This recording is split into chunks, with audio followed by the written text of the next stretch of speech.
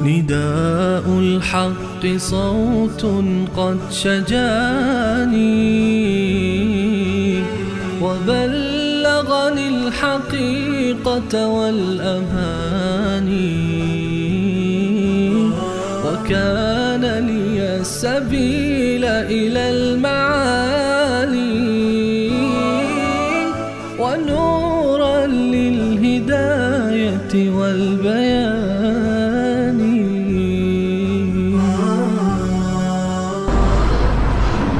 أعوذ بالله من الشيطان الرجيم.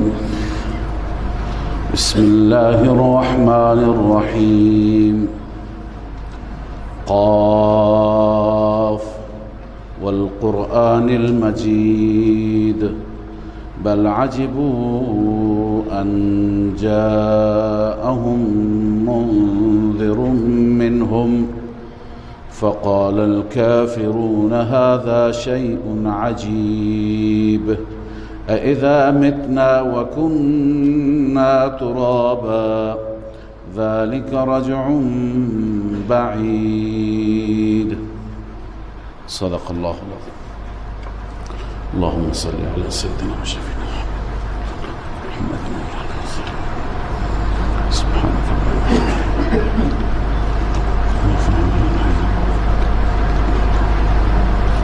سوره مبارکه قاف هست. ابتدا مناسبت سوره با سوره های گذشته، اون چه که در سوره های محمد، فتح و حجرات خواندیم تقریبا یک موضوع بود. در سوره محمد موضوع جهاد بود و در فتح اثرات جهاد یعنی فتح و پیروزی، و در سوره حجرات بعد از جهاد دستورات لازم برای نظم و نسق، اموری که باید اون امور را رعایت کنیم تا یک جامعه منظم داشته باشیم. حال از سوره مبارکه قاف تا آخر قرآن مجید تقریبا یک موضوع هست. در این سوره ها که همه این سوره ها یا اکثریت قاطع این سوره های مکی هستند، موضوع قیامت و معاد در این سوره ها بحث میشه. در سوره های قبل از سوره محمد که حوامیم بودن موضوع توحید بود. در این سوره ها موضوع قیامت و معاد هست. اصل این دوتا هستند، ایمان بالله و ایمان بالیوم آخر. ایمان کسی به خدا و به توحید و یگانگی داشته باشد و ایمان به روز آخرت و رسالت رسول الله، این نجات می‌یابد. پس ایمان به قیامت یکی از واجبات و یکی از فرائض و ارکانی هست، اصولی هست که بدون اون انسان نمیتونه مسلمان باشه. مشرکان در طول زمان نسبت به قیامت ایمان خوبی نداشتند. اکثر مشرکان در زمانهای گذشته وقتی که انبیا قیامت را مطرح میکردند مسخره میکردند و بعد با عقل خودشون با قیاس عقلی رد میکردند. هرچی که تو عقل دنیاوی میآمد همین را قیاس قرار میدادند و ملاک قرار میدادند و قیامت را رد میکردند. در این سوره ها هم تأکید هست بر قیامت و هم در بعضی از سوره ها تصویری الله تعالی از قیامت میکشد، چه شرایطی اونجا حاکم میشه، و هم احوال مختلف قیامت، انسان ها در چه وضعیت خواهند بود. و ربط این سه تا سوره قاف و بعد از سوره قاف سوره ذاریات میاد و بعد از سوره ذاریات سوره طور میاد. اینها هر یک موضوع قیامت را علی سبیل ترقی بیان میفرمایند. مثلا در سوره قاف داریم که الله تعالی میفرماید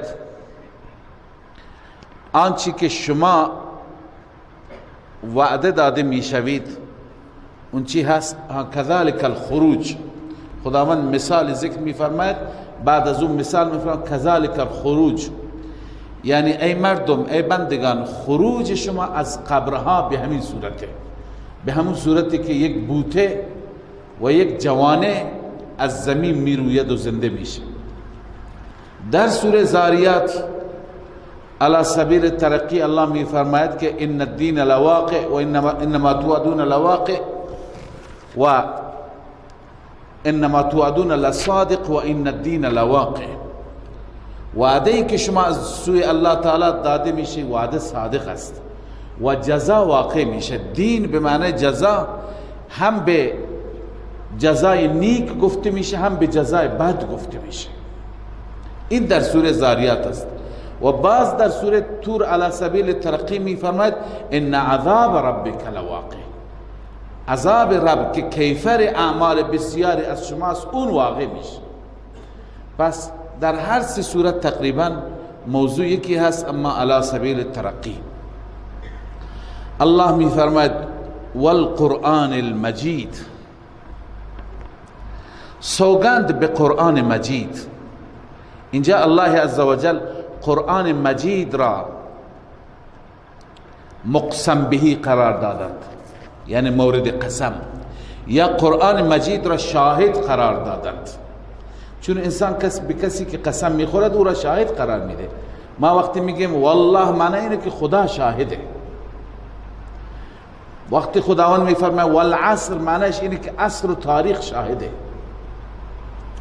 وقتی میفرماید والقرآن المجید معنیش اینه که قرآن شاهده، قرآن گواه است. خب این قسم شد. قرآن المجید مفسرین گفتن المجید به معنی ذو المجد و الشرف. المجید به معنی چی؟ ذو المجد و الشرف، اون قرآنی که دارای مجد و شرف است. الله به اون قسم میخورد. جواب قسم چیه؟ علماء لغت یا مفسران هر یکی یک جوابی را که جوابی که خودتون از فحوای کلام بفهمید، از ما قبل و ما بعد، جوابی که شما خودتون استنباط کنید. مثلا جواب قسم نزد اخفش و مبرد و زجاج اینه که لتبعثن، چون بحث قیامته. والقرآن المجید لتبعثن، قسم به قرآن مجید که شما مبعوث میشوید، یعنی بعد از مردن از قبرها چی میشید؟ بلند میشوید. بعضی این جواب را ذکر کردن. بعضی گفتند، ابو حیان گفته والقرآن المجید انک جئتهم منذر، قسم به قرآن مجید که تو به عنوان منذر آمدی، تو به عنوان ترساننده آمدی ای رسول مکرم. حضرت شیخ رحمه الله، شیخ ما مرشد ما میفرماید، ایشون جوابی مقدر میفرماید که حد در اون جواب هم رسالت است هم قیامت است. والقرآن المجید انک لرسول صادق و ان الساعة لواقع، یا انک لرسول حق و ان الساعة لواقع. قسم به قرآن مجید که تو پیامبر بر حق خدا هستی و قیامت هم برپا می شود، یک روزی اتفاق می افتد. چون که دلایل هم رسالت است هم قیامت است. مثلا ببینید ابتدا درباره رسالت الله تعالی سخن می فرماید بل عجبوا ان جاءهم منذر منهم. الله می فرماید اینها تعجب کردن، مشرکان تعجب از این موضوع که ان جاءهم منذر منهم، منذری ترساننده بیم دهنده از میان خودشان آمده. فقال الكافرون هذا شیء عجیب. برای کافران این واقعا عجیب بود که پیامبری بیاید از بطن و از متن خود ما، بشر، از بشریت پیامبر تعجب میکردند. فقال الكافرون هذا شیء عجیب. کافران گفتن این چیز عجیبی هست که پیامبر از ما بیاید. پس یکی از تعجبات اونها بر پیامبر بود و تعجب دیگری اونها بر بعث بعد الموت بود، زنده شدن بعد از مرده ها. چرا از چی تعجب داشتن؟ اونها از این که اذا متنا و كنا ترابا، آنان می گفتن آیا هرگاه ما بمیریم و تبدیل بشیم به خاک، اذا متنا و كنا ترابا، آیا ما هرگاه بمیریم و تبدیل بشیم به خاک، ذلك رجع بعید. این بازگشت، راجع یعنی بازگشت، این بازگشت بعیده، ای بعید عن العقل، این از عقل بدور، اصلا تو عقل نمی گنجه که انسان تبدیل به خاک بشه، تبدیل به استخوان پوسیده بشه، دوباره زنده بشه. اونا از این چی تعجب داشتند، اینا بعید از عقل می دانستن. بنده عرض کردم انسان زمانی گمراه میشه که انسان بیاید مسائل دینی را، مسائل اخروی را بیاید با ترازوی عقل ترازو کند. ما باید با ترازوی شرع و ترازوی وحی ترازو کنیم، ولی اینها با عقل خودشان. لذا می گفتن ذالک رجع بعید، این بازگشت بدور از عقل. الله عز وجل جواب میده. الله می فرماید قد علمنا ما تنقص الارض منهم. چرا مشکله؟ چرا بعیده؟ ما میدانیم، یعنی من خدا میدانم ما تنقص الارض منهم، زمین چی کم میکند از اونها. یعنی الله عز وجل میفرماید وقتی که انسان میمیرد و جسدش را در خاک میگذارند و زمین این جسد را میخورد، ذرات این جسد تبدیل به خاک میشه، بعضی تبدیل به استخوان میشه، بعضی ها را بادها میبرند. اینها تمام ما میدانیم این ذره کجا رفت، اون ذره کجا رفت، چون الله عز وجل همه چیز را میداند. هیچ چیزی نیست که از علم خدا مخفی باشد. الله تعالی یه جای جالب میفرماید، همه جزئیات را ذکر میکنه. و ما تکون فی شأن، شما در هر کاری باشید. و ما تتلو منه من قرآن، شما مشغول تلاوت قرآن باشید. ولا تعملون من عمل، شما هیچ عملی انجام نمیدهید.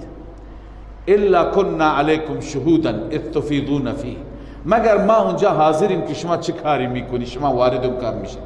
و ما یعزب عن ربک من مثقال ذره فی الارض ولا فی السماء، به اندازه یک ذره مثقال از پروردگار چیزی مخفی نیست، نه در زمین نه در آسمان. این ذره به کجا داره میره الله میدونه. ولا اصغر من ذلك ولا اکبر الا فی کتاب مبین، از این ذره کوچکتر یا از این ذره بزرگتر هر چی باشه در کتاب مبین، در علم الهی، در لوح محفوظه. لذا برای کسی مشکل باشد که علم داشته نباشد و قدرت داشته نباشد، که این هر دو را رب العالمین به وجه اکمل دارند، به صورت کامل دارند. لذا الله می فرماید قد علمنا ما تنقص الارض منهم، ما میدانیم که چه چیزی را کم میکند زمین از اینها، یعنی از اجساد اینها کم میشه و چی میشه؟ جذب زمین میشه. و عندنا کتاب حفیظ، نزد ما کتابی است که همه چیز را حفظ میکند، یعنی لوح محفوظ. ببینید کسی تعجب کند که نسبت به الله عزوجل و نسبت به قدرت الله عزوجل بیگانه باشد، ناآگاه باشد. ولی مسلمانی که اعتقاد دارد الله تعالی ذرات را میداند. همین الان که این جسم سالم را من و شما داریم، همین الان من و شما نمیدونیم این جسم از چه ذراتی تشکیل شده، الله میداند. من و شما وقتی که غذایی مصرف میکنیم، بنده همیشه این مثال را عرض میکنم تا یک مقدار ذهنها باز بشه و بدانیم این چیز از همکنون هست.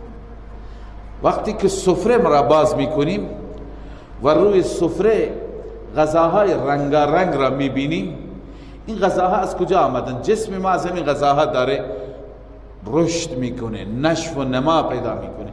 این غذاها مگر از ذرات عالم نیستند؟ این برنج از یک گوشه دنیا آمده، گوشت از گوشه دیگر دنیا آمده، گندمی که نان درست شده از کجا آمده؟ این عرض کنم میوهی که شما مصرف میکنید، هر میوهی از یک شهر و از یک استان و یک کشور آمده. این دوایی که شما استفاده میکنید و این دوا زخم شما را التیام میبخشد، مریضی داخلی را التیام میبخشد، این دوا سبب رشد بدن میشه. این دوا خدا میدونه از کدوم جنگل های آفریقا بوته گرفته شده و دوا درست شده.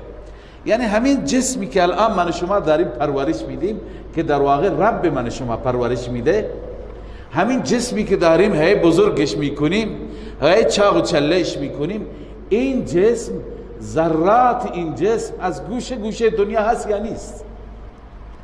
الله یه چیز را از یک گوشه دنیا برای ما انتخاب کرده. یه روزی سفره نگاه کردیم، سبحان الله، برنجی بود از پاکستان، آب اناری بود گفتن از قندهار افغانستان آمده، موز هست گفتن این مال لبنان هست، نمیدونم گوشتش از کجا. هر چیزی شما مطالعه بکنید از کجا دنیا آمده. همین الان این جسم من شما متشکل شده از ذراتی که از تمام این عالم اون داره جمع میشه. پس وقتی که این دوباره پودر بشه، دوباره این ذرات پخش بشه، مثل بعضی از ادیانی که میگیرند این جسم را میسوزانند، خاکستر میکنند، تو دریا پخش میکنند، اون ذرات را رب میدوند، من و تو نمیدونیم. من و شما مشکل ما این هست، اینها این بدبخت هایی، من و شما را الله عزوجل ایمان و یقین کامل بده. این بدبخت هایی که اینطور قیاس میکنند، مشکلشون اینه که علم الله را به علم خود قیاس میکنند، قدرت الله را به قدرت خود قیاس میکنند. من که ناتوانم، نه علمی دارم نه توانی دارم، ولی الله عزوجل، الله اینجا داره میگه قد علمنا ما تنقص الارض منه، هر چه زمین کم میکنن ما میدانیم. و عندنا کتاب حفیظ، نزد ما کتابی هست که همه چیز را حفظ میکنن، همه چیز تو اون ثبت و ضبط میشه.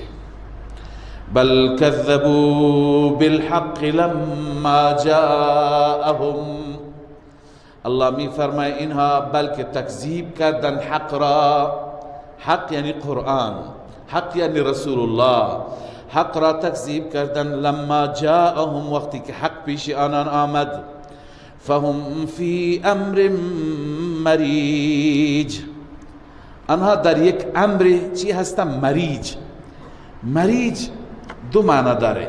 مریج یعنی مضطرب، اینا خودشون الان پریشان مضطربند، نمیدونن قیامت هست یا نیست، هی تردد دارند. و یک معنی مریج هست، مریج به معنی فاسد، مثل میگویند که مرجت امانات الناس ای افسدت، امانت های مردم چی شد؟ فاسد شد. لذا الله میفرماید که فهم فی امر مریج، اینها در امر مریج هستند. و بعضی گفتن مریج ملتبس، مختلط، خلط، قاطی شده، یعنی اینا قاطی کردند. یک بار میگن که قیامتی نیست، یک بار میگن اگر باشد، شک دارند، لذا اینا شک و تردد دارند.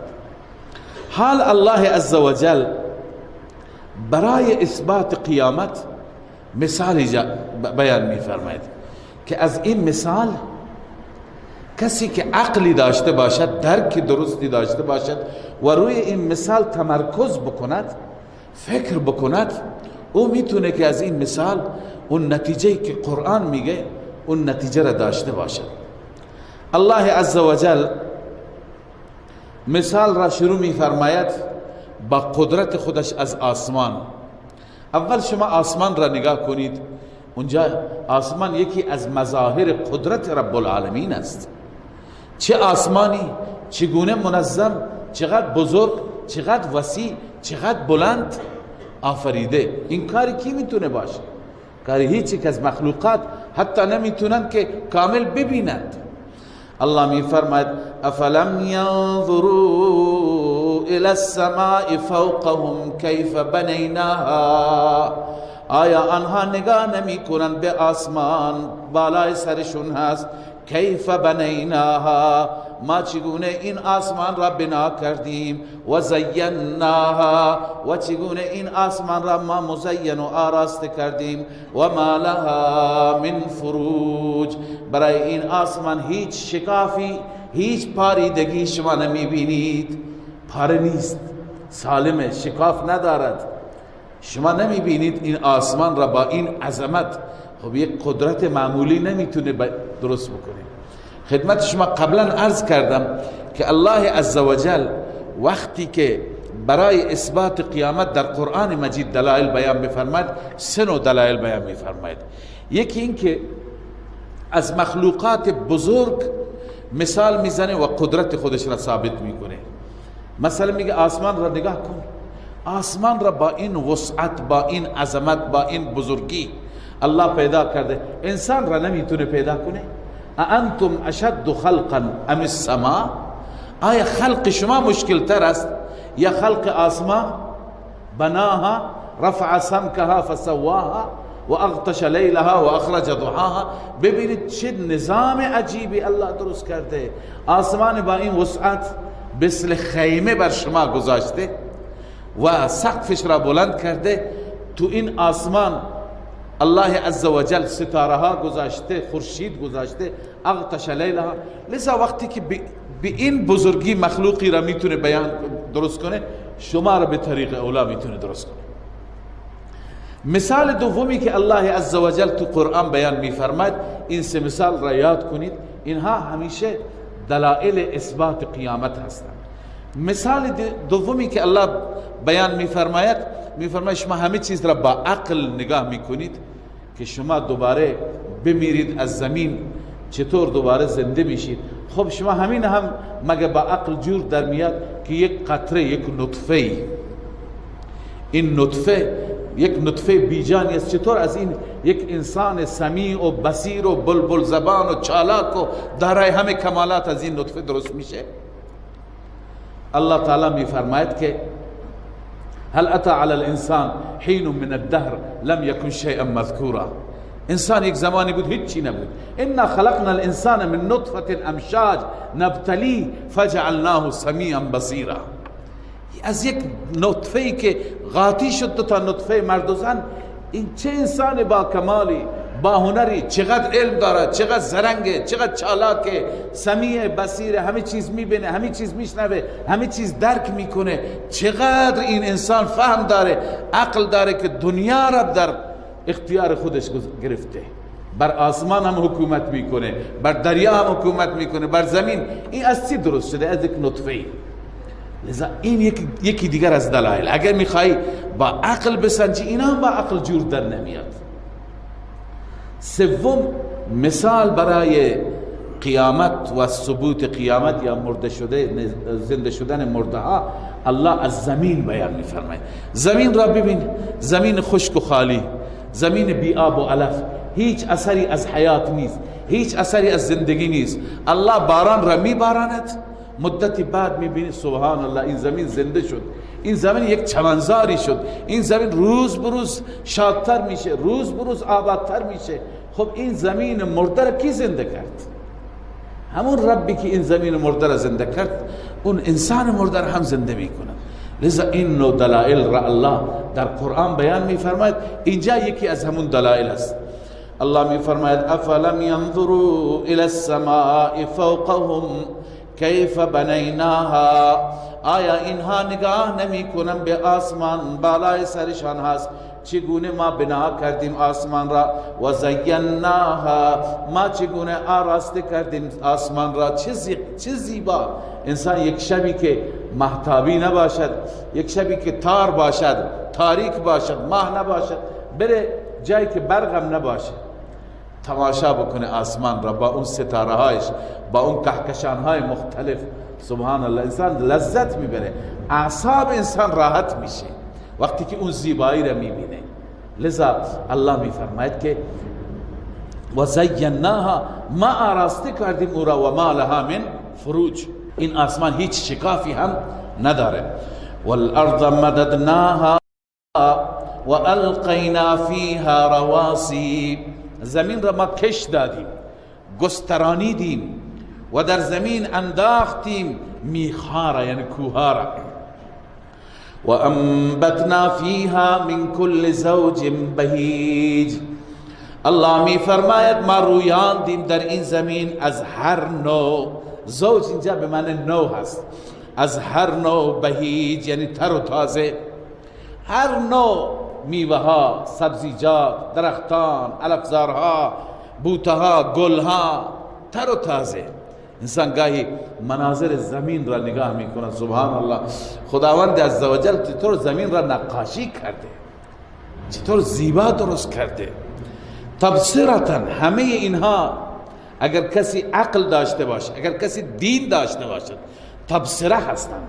تبصره یعنی سبب روشنی چشم هستند، چشم انسان باز میشه و ذکر قلب انسان باز میشه. ذکر یعنی تذکرند، پندند، هم باعث بصیرت میشن و هم باعث بصارت میشن. بصیرت یعنی درک قلب، بصارت یعنی درک چشم. هم اینها تبصره هستند، موجب روشنی چشم میشن و هم اینها ذکرها هستند برای فهم انسان. تذکرن لکل عبد منیب. اما یک کافری که اعتقاد ندارد او پند نمیگیرد. اون انسانی الله میفرماید پند میگیرد که بنده انابت کننده باشد، بنده که در وجودش انابت است، در وجودش حق طلبی هست. لکل عبد منیب. ادامه دلائل الله می فرماید و نزلنا من السماء ماء. ما از آسمان آب نازل کردیم مبارکن. این آب بابرکتی هست. سبحان الله آبی که از آسمان می آید واقعا بابرکته. چند لیتر میاد؟ چند هزار لیتر میاد؟ این حسابش را الله عزوجل بدونه. اینجا روی زمین وقتی که آبها را مصرف میکنیم، حکومت ها و ادارات و وزارتخانه ها پریشان میشند، هی توصیه میکنن مصرف را پایین بیارید. اینقدر میلیون لیتر در روز مصرف میشه، همش حسابه، همه کتابه. ولی چقدر الله آب نازل کرد کسی میدوند؟ معلوم نیسته. قطراتش میلیاردها میلیارد قطرات که اینها روی هم جمع میشه چقدر میشه. لذا الله میفرماید آب بابرکتی است. اما به وسیله این آب چه میشه؟ فانبتنا به جنات و حب الحصید. ما رویاندیم به وسیله این آبها باغات را و حب الحصید و دانه دروشده. بعد از مدتی شما گندم دیمه‌تون، جو را، برنج را، اینا را چکار میکنید؟ درو میکنید. یک دانه و حبوباتی به دست شما میرسد که حصید هست، درو شده هست. و نخل باسقات. و همچنین نخل خرما و درخت خرما که باسقات قد بلند است. لها طلع نضید. برای اون نخل خرما میبینی که خوشه‌ای هست ته به ته. چطور خرماها زیبا روی هم چیده شدند. اصلا فکر میکنی که کسی آمده اینها را با دست اینطور منظم و مرتب چیده و کنار هم چسب زده. لذا الله اینا به صورت طبیعی خود به خودم اینطور در میاند. این نظم، این زیبایی که انسان از تماشایشون لذت میبرد. لذا الله میفرماید خوشه ته به ته دارد. رزقا للعباد. اینا همه برای چی است؟ این آب را ما انتظام کردیم برای رزق بندگان. و احیینا به بلدة میتا. الله میفرماید به وسیله این ما زنده میکنیم شهر مرده ای را. حکمت انزال دوم چیه؟ شهری که مرده هست الله عزوجل اون شهر مرده را به وسیله همین آب زنده می کند. خب این خودش یک نمونه شد برای زنده شدن. یک زمینی بود، یک بیابانی بود، یک شهری بود، هیچ اثری از آبادی نبود، خشک، سیاه سوخته، زمین ته رفته. اما بعد از اینکه باران میاد این شهر چطور زنده میشه، چقدر زیبا و دیدنی میشه. الله میفرماید کذالک الخروج. این موضوع محوری و مدعای سوره همینه. کذالک الخروج، بندگان خروج شما از قبر همینطوره. یعنی همونطور که میبینید از این شهر مرده چطور یه ها تمام زمین زنده میشه و هر چی از زمین بیرون میاد. شما هم یک روزی که اسرافیل سور را میدمد، در بعضی روایت ها آمده اونجا هم باران میبارد. در اون روزی که سور دمیده میشه الله عزوجل بارانی هم میبارند. به سبب همون باران تمام مرده ها زنده میشند و از قبرها بیرون میشند. لذا الله میفرماید این دلیل اثبات قیامت است. اما ببینیم کسانی که تکذیب کردند، کسانی که نپذیرفتند، اونها نتیجهشون چی شد؟ الله میفرماید کذبت قبلهم قوم نوح و اصحاب الرس و ثمود. قبل از این قریش مکه تکذیب کرد. چه کسانی تکذیب کردند؟ باور نکردند، تکذیب کردند. قوم نوح تکذیب کرد و اصحاب الرس و صاحبان چاه تکذیب کردند. رس میگویند چاه را. در رابطه با اصحاب الرس بیشتر از این در قرآن مجید نیامده و بعضی از مفسرین چیزهای نوشتند. بعضی نوشتند که اصحاب الرس اینها کسانی بودند یه جای چاهی داشتند، اونجا زندگی میکردند. خداوند در یکی از سرزمین های شام خداوند عزوجل پیغمبری برای اینها فرستاد به نام حضرت حنظله بن صفوان. حنظله بن صفوان اینها را تبلیغ کرد، اینها قبول نکردند، انکار کردند، بر اونها عذاب آمد. لذا الله اینجا نمونه عذاب ذکر میفرماید. الله میفرماید قوم نوح تکذیب کردند، اصحاب الرس تکذیب کردند و ثمود تکذیب کرد قوم ثمود و عاد قوم عاد تکذیب کرد و فرعون هم تکذیب کرد و اخوان لوط و برادران لوط یعنی قوم لوط. همه این سرکش ها که داستانشون مفصل تو سوره ها هست، اینها به چه کیفر بدی گرفتار شدند. و اصحاب الایکه و همچنین تکذیب کردن قوم شعیب. اصحاب الایکه، ایکه میگن جنگل انبوه را، اونا چنین جنگلی زندگی میکردن. و قوم تبع و همچنین قوم تبع تکذیب کرد. قبلا عرض کردم خدمت شما تبع حمیری که از پادشاهان، از لقب پادشاهان یمن است. تبع لقب پادشاهان یمن است. قوم تبع یعنی قوم اسعد معدی کرب که از پادشاهان یمن بود، اونا هم تکذیب کردن. همه تکذیب کردن مثل شما ای قریشی ها، ای اهل مکه، ای عرب ها. نتیجه چی شد؟ الله می فرماید کل کذب الرسل، همه و همه تکذیب کردن رسول را. فحق وعید، نازل شد بر آنان وعید الله یعنی عذاب نازل شد. ای قریش، ای مخاطبین، شما هم اگر تکذیب بکنید شما خونتون رنگین تر از اونها نیست، برای شما هم عذاب میاد. افعینا بالخلق الاول، الله می فرماید آیا ما خسته شدیم؟ مگه ما خسته شدیم از خلق اول، از پیدایش اول؟ خب شما ما قبول دارید که اولین پیدایش شما توسط الله هست، الله شما را پیدا کرده. افعینا بالخلق الاول، آیا ما خسته شدیم از آفرینش اول؟ الله می فرماید بل هم فی لبس من خلق جدید، اینها درباره پیدایش اول ما هیچ شکی ندارند. شک اینها در رابطه با خلق جدید است. بل هم فی لبس، یعنی در اختلاطند. اینها قاطی کردند، پریشانند، مضطربند از خلق جدید، نمیدونن چی کار بکنند. لذا الله عزوجل در رابطه با قیامت و اثبات قیامت اینجا دلیل بیان فرمود. این رکوع اول بود. در رکوع دوم الله ذکر می فرماید وقتی که قیامت باشد چه شرایطی، چه حالتی شما دارید. اونجا وقتی که پیش خدا بیایید، اول الله عزوجل قبل از قیامت و قبل از موت اون احوال را بیان می فرماید و بعد از اون احوال بعد از موت.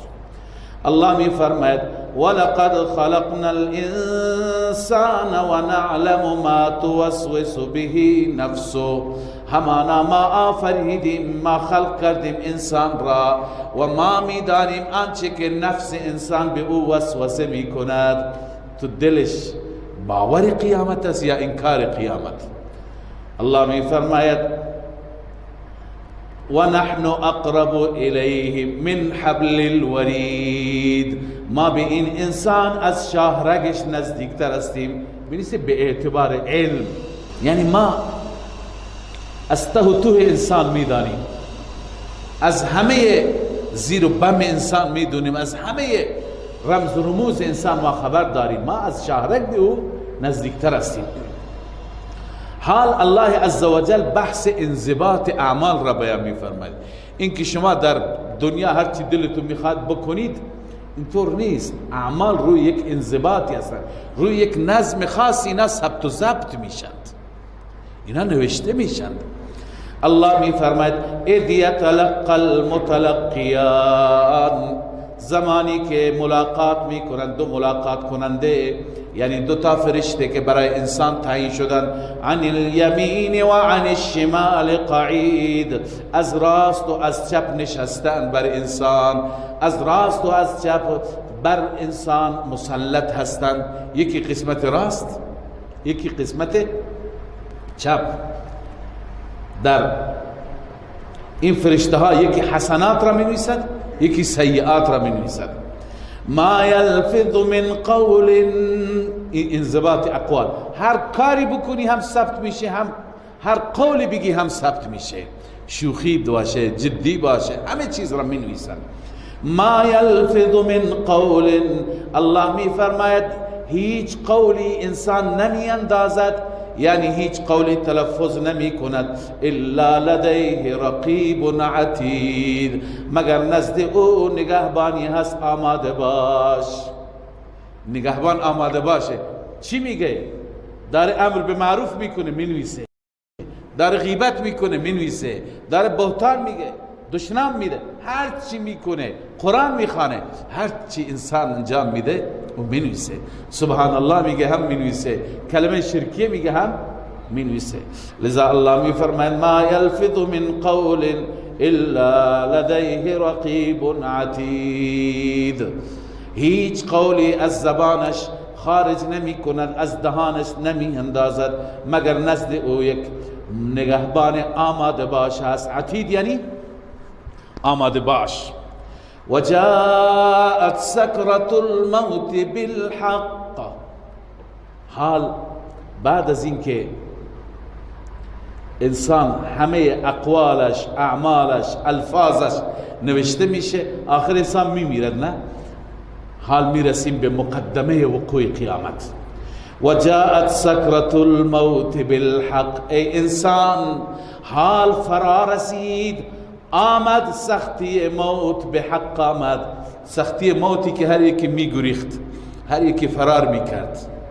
هی مریض میشدی دکتر میرفتی که یک وقتی نمیرم، هی خودت را چک میکردی، آزمایش میگرفتی، قلبت را، عرض کنم که قندت را، بقیه فشارت را. الان آخر یک روزی میاد هرچی فرار میکنی. الله میفرماید ذالک ما کنت منه تحید، این اون چیزی است که ای انسان از این فرار میکردی. منه تحید، از این فرار میکردی. تدبیر میکردی، برنامه‌ریزی میکردی که من کشته نشم، من یه وقتی موت بر من نیاد. پادشاه بودی، بزرگ بودی، تیم پزشکان و متخصصان داشتی، شب و روز چکت میکردن، اما آخر آمد، آخر میاد. نه ذالک ما کنت منه تحید و نفخ فی الصور. این که میگذرد، مرگ میاد، آخر یک روزی میاد که سور هم دمیده میشه.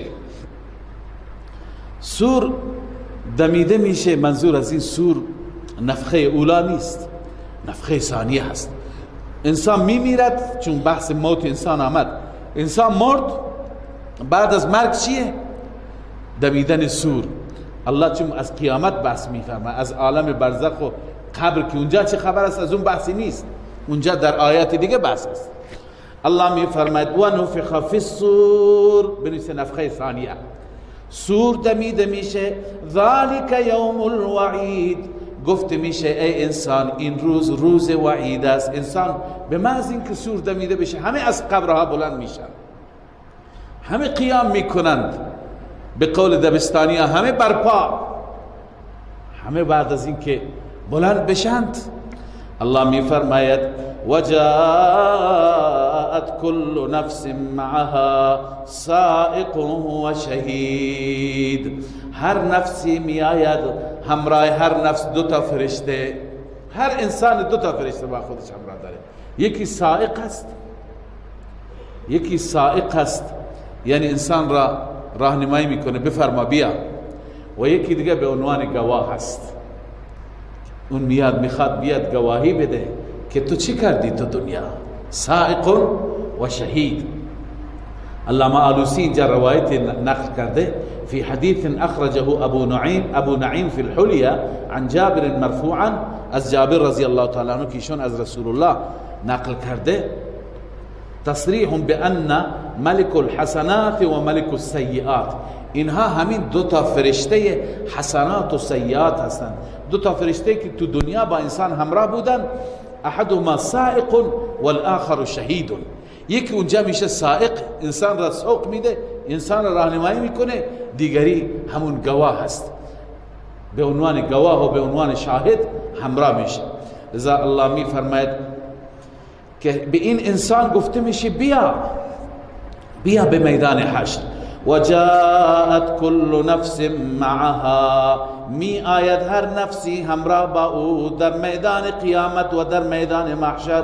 سائق و شهید، دو نفر هستند، دو تا فرشته، یکی سائق و راهنما هست که انسان را سوق میده، و دومی گواه هست. لقد كنت في غفلة من هذا، این جمله به مجرمین گفته میشه به عنوان تذلیل مجرمین. الله می فرماید ای مجرم، همانا تو در غفلت بودی از این قیامت، تو بی خبر بودی، هیچ وقت به فکر این قیامت نبودی. فکشفنا عنک غطاءک، الله می فرماید ما دور می کنیم از تو پرده چشم را. در این دنیا پرده چشم ما داشتیم، واقعیت را نمی دیدیم، اونجا واقعیت را می بینیم. پرده چشم را دور می کنیم. فبصرک اليوم حدید، چشم تو امروز بسیار تیزبین است، خیلی تیزبین. اونجا همه چیز را می بینی، بهشت را هم می بینی، جهنم را هم می بینی، محشر را می بینی، صراط را می بینی. اون چی که در قرآن و سنت اینجا گفته شده اونجا همه را مشاهده می کنی. وقال قرینه هذا ما لدی عتید. انسان دو تا قرین داره، قرین به معنی همراه، همدم، رفیق. یکی از این دو تا قرین فرشته هست که فرشته کارش ثبت و ضبط بوده، و یک قرین دیگه شیطان بوده که انسان را هی تو گوش انسان میخونده، انسان را گمراه میکرده. هر دو تا قرین اونجا هستن. یک قرین گواهی میده، یک قرین اعلام براءت میکنه، میگه خدا من کار ندارم، خودش گمراه شد. هر دو قرین هستن. این اولین قرین فرشته هست. وقال قرینه هذا ما لدی عتید، میگوید همراه او این آن چیزی که نزد من آماده هست. خدایا هر چی که نوشتم آماده هست، پروندهش، اینم پروندهش. پرونده را تحویل میداد. الله میفرماید القیا فی جهنم کل کفار عنید، بیاندازید در جهنم هر انسان ناسپاس ضدی را. دستور داده میشه هر انسان ناسپاس را بیاندازید. عزیزان طلبه و اهل علم میدانند القیا صیغه تثنیه هست، به دو نفر گفته میشه شما دوتا بیاندازید. این دو نفر کیان؟ چند قول هست اینجا. بعضی گفتن این الف تثنیه نیست، این الف جایگزین نون تأکید است. القیا به معنی القین، حتما بیاندازید. به دو نفر گفته نمیشه، به یک فرشته دستور داده میشه. اما بعضی ها مثل امام ابن جریر و غیره میگن این خطاب تثنیه است.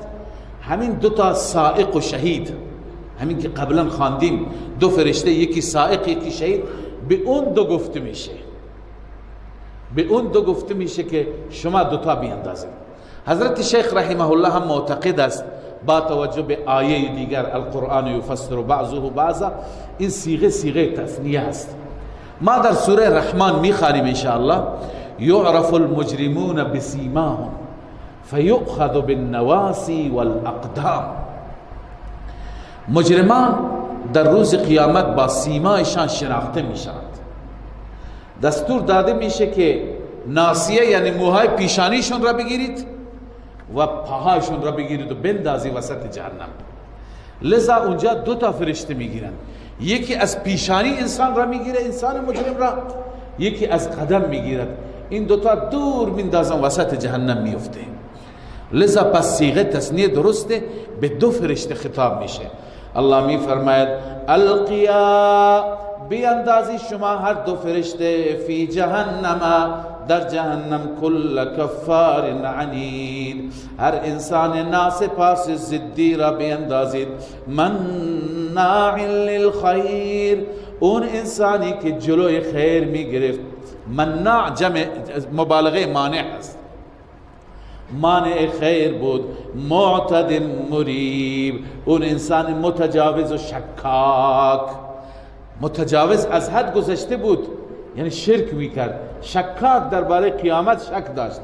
الذي جعل مع الله الها آخر، اون انسانی که همراه با الله معبود دیگر را می پرستید. در کنار الله می گفت خدای دیگر هم هست. فالقیاه فی العذاب الشدید، الله دستور میده که این انسان را بیاندازید در عذاب شدید. وقتی که این انسان را در جهنم میاندازند، اون شیطانی که او را گمراه کرده، قرین دوم، اون شیطان به لرزه میفته، اون برای خودش میترسه. اون چی میگه؟ قال قرینه ربنا ما اطغیته، قرینش میگه، همراهش از شیطان میگه پروردگار من این را گمراه نکردم، ما اطغیته، من این گمراه نکردم، ولكن کان فی ضلال بعید، این خودش در گمراهی بدور از حق بود، خودش گمراه بود، من فقط راهنمایی میکردم، خودش میرفت به طرف ضلالت. الله اونجا دستور میده قال لا تختصموا لدی، در محضر من با هم بحث نکنید، با هم جدل نکنید، با هم مباحثه نکنید. وقد قدمت الیکم بالوعید، من قبل از این برای شما پیغام فرستاده بودم. قدمت الیکم، تقدیم کرده بودم، وعید را، ترس را، شما را تهدید کرده بودم، وعید فرستاده بودم. که خدا چی گفته بود؟ لأملأن جهنم من الجنة والناس اجمعین، من جهنم را از جن و انسان پر میکنم. لذا تو ای جن هم بحث نکن، تو ای انس هم بحث نکن، شما با هم دیگه الان درگیر نشید، من همه شما را تو جهنم میتازم. معنیش اینه ما یبدل القول لدی، قولی که من فیصله کردم که جهنم را از وجود شما مجرمین پر میکنم، از وجود شما مشرکین پر میکنم، اون قول نزد من تبدیل نمیشه. و ما انا بظلام للعبید. منظور از این قول همون القیا فی جهنم هست، بیاندازید در جهنم، همون قول. لذا من ظلم کننده نیستم برای بندگانم، من ذره ظلم نمی کنم. خود شما بر خود ظلم کردید، غفلت کردید، معصیت کردید، شرک کردید، راه خرافات را خلاف قرآن را بردید. لذا الان بحث نکنید. خب بعد از اینکه الله عزوجل در رابطه با احوال میدان حشر و اینکه این انسان به جهنم انداخته میشه بیان فرمود، حال بازم تخویف اخروی از احوال خود جهنم چه شرایطی دارد، چه وضعیتی دارد.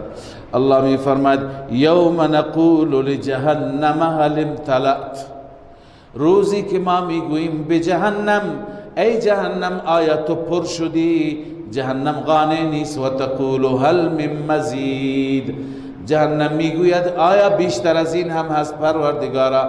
یعنی من میخوام، هنوزم میخوام. جهنم میغرد، غرش میزند و مجرم میخواد، میگه هنوز من تشنه مجرمان هستم. مجرمان تو جهنم انداخته میشن، آخر مجرمان تمام میشن. در حدیث شریف آمده الله عزوجل به خاطر اینکه اون جوشش جهنم تمام نمیشه، اونطور که لایق به شأن الله عزوجل است، در حدیث میں الله ساق مبارک و پای مبارک میزنه تو جهنم که جهنم آرامش بگیره. لذا جهنم به این راحتی دست بردار از انسان ها نیست. این آیه همینه میگه یوم نقول لجهنم، روزی که ما میگوییم به جهنم هل امتلأت، ای جهنم آیا تو پر شدی؟ و تقول هل من مزید، میگه من میطلبم بازم بیشتر از این. استفهام طلبی هست نه؟ و ازلفت الجنة للمتقین غیر بعید. الله اینجا بعد از تخویف تبشیر بیان میفرماید، بشارت، مجده. فقط ترس و بیم نیست قرآن، فقط ناامیدی نیست، امید هم هست. اما امید برای چه کسانی؟ کسانی که ببینی این صفات را دارند، این صفات را در وجود من احیا بکنیم. الله می فرماید و ازلفت الجنه، نزدیک قرار داده می شود بهشت، للمتقین، برای متقیان. معلوم میشه که بهشت جای اهل تقواست، بهشت مال خدا ترسان است. کسانی که از رب می ترسند از معاصی فاصله می گیرند. غیر بعید، الله می فرماید دور نیست اون بهشت، نزدیکه، به زحمت نمیفتی تا اونجا برید. هذا ما توعدون، به آنان گفته میشه ای بهشتیان این اون چیزی هست که شما وعده داده شدید در دنیا، وعده داده میشوید. لکل اواب حفیظ، برای هر انسان اواب حفیظ، هر انسانی که اواب باشد و حفیظ باشد. معنی لفظی اواب از اوب است، اوب به معنی رجوع کننده، حفیظ هم به معنی حفاظت کننده. اما تفسیر صحیحش حضرت مجاهد رحمه الله که یکی از مفسران است، ایشون فرمود الا انبئک بالاواب الحفیظ، آیا من معنای اواب حفیظ را برات بگم؟ بعد خودشون فرمود هو الرجل یذکر ذنبه اذا خلا، اواب حفیظ همون مردی را میگویند که وقتی تنها میشه گناه خودش را یاد میکند. وقتی در تنهایی میره چیکار میکنه؟ گناه خودش را یاد میکند. فیستغفر الله منه، از الله آمرزش میطلبد به سبب از اون گناه. یعنی وقتی که تنها میشه کسی نیست یاد میکنه خدایا من چه جنایتی کردم، لذا استغفار میکنه. این اواب است، بار بار به خدا رجوع کردن و حفظ کردن و یاد کردن اشتباهات. باز هم تفسیر متقین و تفسیر اواب حفیظ خود قرآن ادامه داده. کیه این متقین؟ کیه این اواب حفیظ؟ الله می فرماید من خشی الرحمن بالغیب، اون انسانی هست که از رحمان می ترسد، از الله می ترسد، بالغیب الله را ندیده و می ترسد. و جاء بقلب منیب، اون انسانی که به دربار الله می آید با قلب منیب می آید. قلبی که در اون قلب انابت است، قلبی که در اون قلب ضد نیست، اناد نیست. انابت ضد اناد است. قلبی که در اون قلب حق طلبی هست.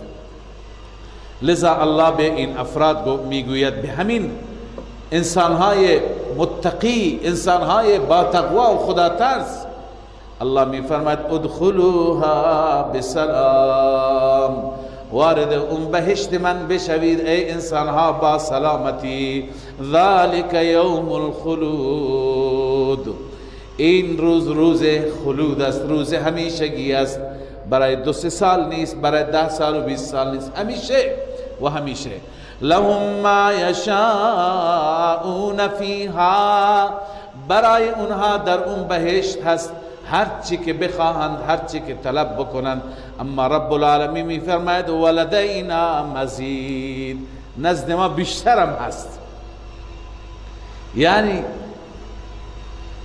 نزد ما نعمتهای مزیدی هست، نعمتهای بیشتری، نعمتهایی که انسان اصلا فکرش را نمی کند، مثل دیدار الله عزوجل، زیارت الله. رسول اکرم صلی الله علیه و سلم فرمود که الله تعالی به بهشتی ها میگه که چیزی باقی مانده؟ میگه یا رب نه، هر چی که در دل ما خواست ما به اون رسیدیم، به تمام تمناها و آرزوهای دل رسیدیم. الله میفرماید نه، یک چیز مانده، اون ملاقات من است، دیدار من است. بعد الله عزوجل اونطوری که جلال الله تقاضا میکند، شأن الله است، الله خودش را به بهشتی ها نشان میده. چنان اهل بهشت محو میشوند، چنان لذت میبرند از دیدار دوست و از زیارت رب که وصفش را انسان عاجز بگه. بعد تمنا میکنند دیگه هیچ چی نباشه، همین یکی باشد. الله میفرماید نه، هر جمعه به جمعه، هفته یک بار دیدار الله نصیب میشه برای بهشتی ها. الله میفرماید ولدینا مزید، نزد ما بیشتر از این هست. خب بعد از این که هم الله عزوجل مژده بیان فرمود، بشارت بیان فرمود و همچنین تخویف بیان فرمود، حال تخویف دنیوی. الله میفرماید عذاب در آخرت فقط نیست، در دنیا هم برای مجرمین عذاب است. الله میفرماید و کم اهلکنا قبلهم من قرن، چقدر از انسان ها را که قبل از اینها بودن ما هلاک کردیم، من قرن، در قرنهای مختلف، هم اشد منهم بطشا، اون انسان ها سخت‌تر بودند از اینها از نظر قوت، قدرت، از نظر گرفت قدرت. یعنی ای قریش مکه، ما مردانی مثل شما که در قبل هلاک کردیم، اونها از شما نیرومندتر بودند، اونها قدرتشون از شما بیشتر بود. فنقبوا فی البلاد، اونها وارد شهرها شدند و شهرها را تابع خود قرار دادند، شهرها را مسخر کردند. هل من محیص، اما بعد از اینکه عذاب من آمد آیا از عذاب من خلاصی هست؟ محیص یعنی مفر، جای فرار هست، خلاصی هست. ان فی ذلک لذکرى لمن کان له قلب او القى السمع وهو شهید. همانا در این واقعات، در این حوادث، در این اتفاقات اقوام گذشته لذکر، پند هست. بعضی از ما از واقعات گذشته به عنوان یک داستان فقط نگاه میکنیم، خود را سرگرم میکنیم، اما بعضی که الله عزوجل به اونها فهم و فراست داده به اونها قلب آگاه و دلی فهمیده داده، اونها از این واقعات درس میگیرند. الله هم هنا میفرماید لذکر لمن کان له قلب، پند و اندرز هست برای اون انسانی که برای او قلبی هست، یعنی عقلی هست.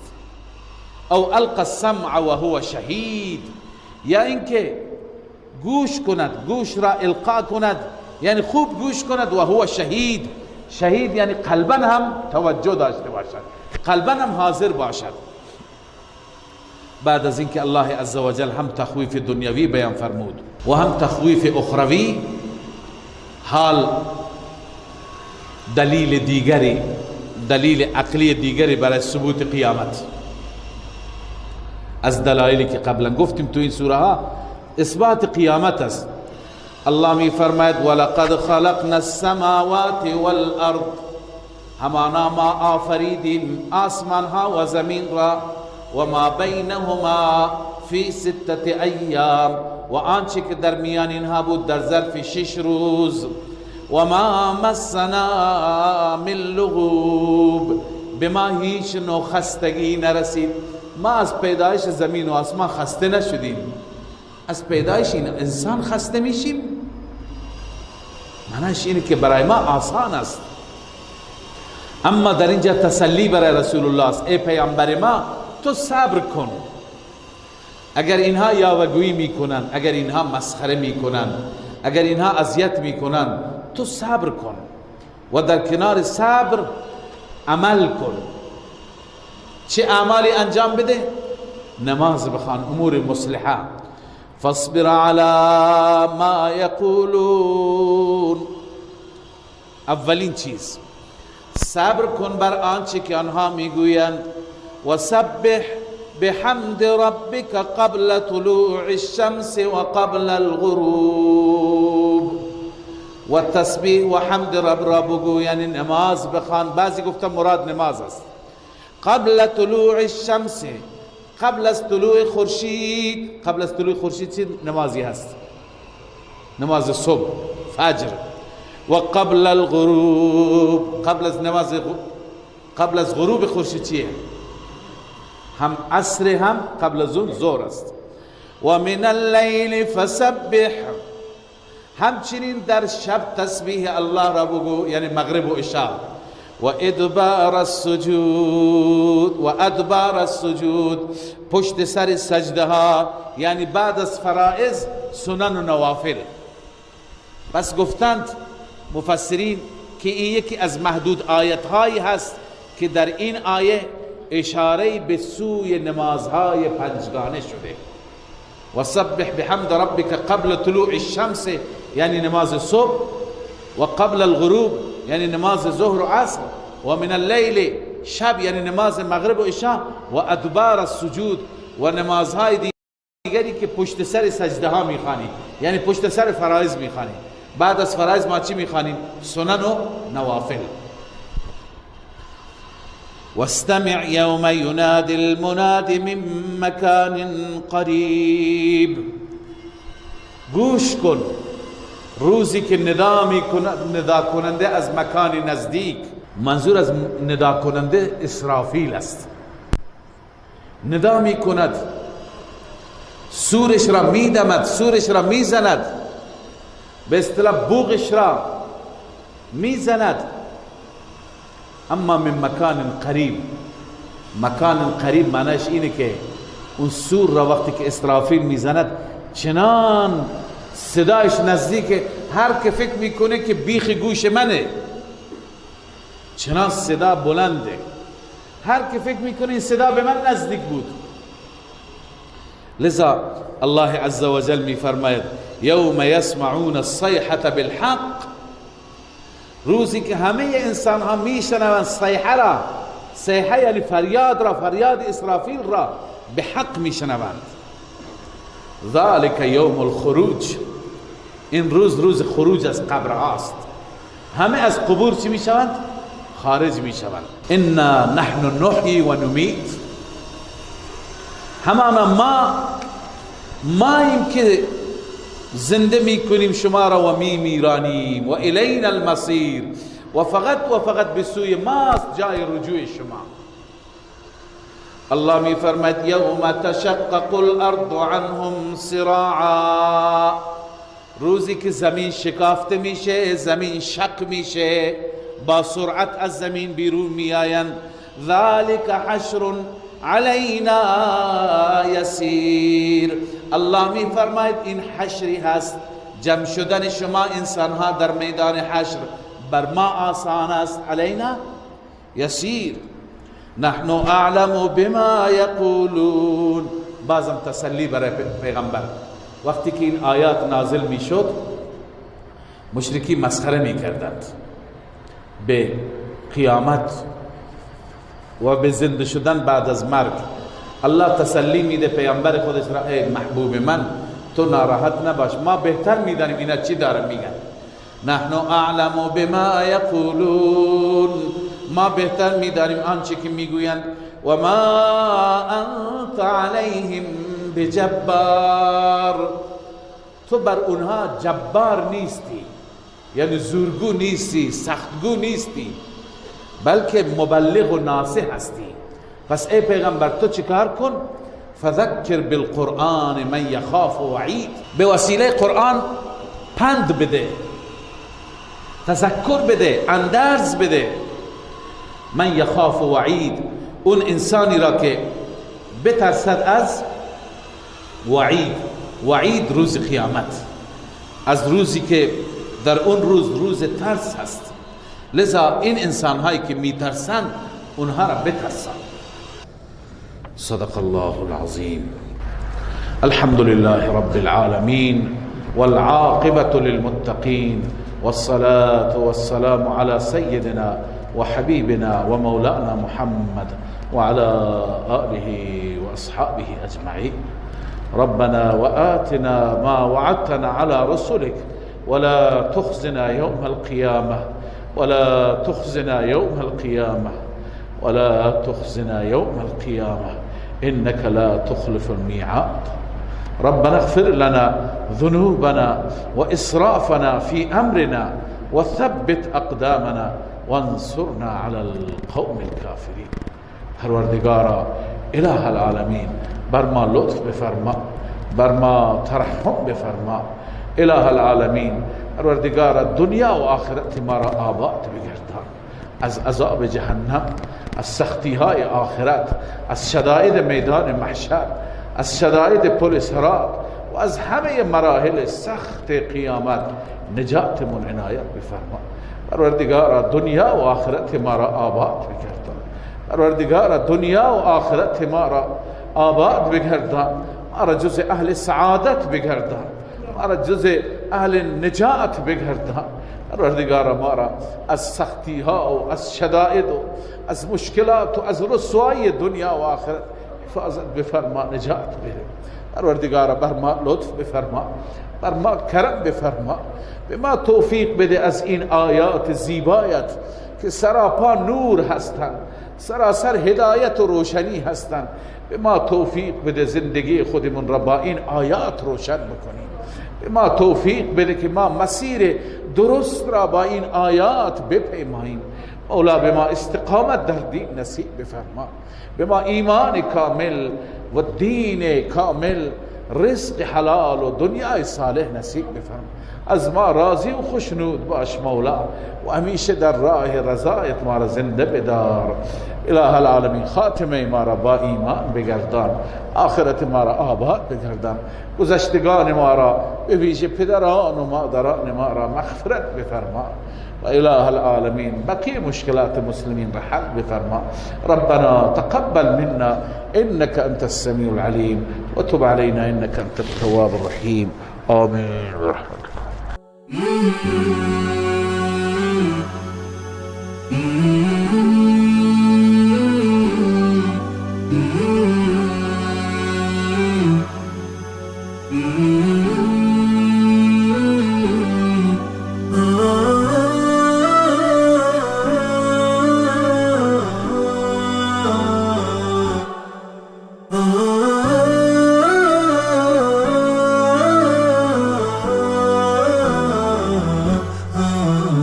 نداء نداء الحق صوت قد شجاني وبلغني الحقيقة والأماني وكان لي السبيل إلى المعالي ونورا للهداية والبيان